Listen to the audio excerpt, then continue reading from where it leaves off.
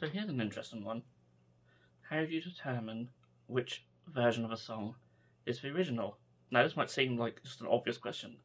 It's the first person who recorded the song. Surely. In most cases, that's the person who wrote the song. They wrote it, they recorded it, and it's their song. That's not always the case.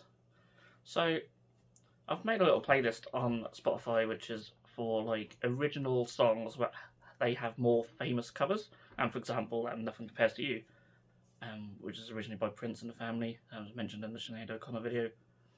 Huge hit for her, not even released as a single for Prince, so that's like one song in there. And another song is Always on My Mind.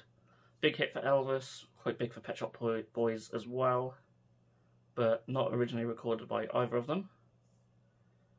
So it was written by Wayne Carlson, Johnny Christopher and Mark James, and it was first recorded by Brenda Lee. However, it was also recorded by Gwen McCrae, and she released it first. So I think, personally, Brenda Lee should be credited with the original version, as she recorded it first, however she didn't release it first. So the first version that anyone would have really heard, or the public would have heard, would be the Gwen McCrae version. So it's an interesting one. So Gwen McCrae could be thought of as the original version that everyone heard first, even though Brenda Lee's version was already recorded and yet to be released. So yeah, it's an interesting little thing, and I'm sure it's not the only song where this has been the case. If you know of any similar songs, I'm sure there's a few, and do let me know in the comments. I'll be really interested to hear about that. I know you get certain examples like All the Young Dudes, which David Bowie wrote and then gave to Mott the Hoople, and then he later covered his own song, which is quite cool. In that case, like their version would still be the original, even though they didn't write it. Obviously, there's a lot of bands and artists who have performed songs written by other people, of course. But it's really cool when the writer then covers their own song.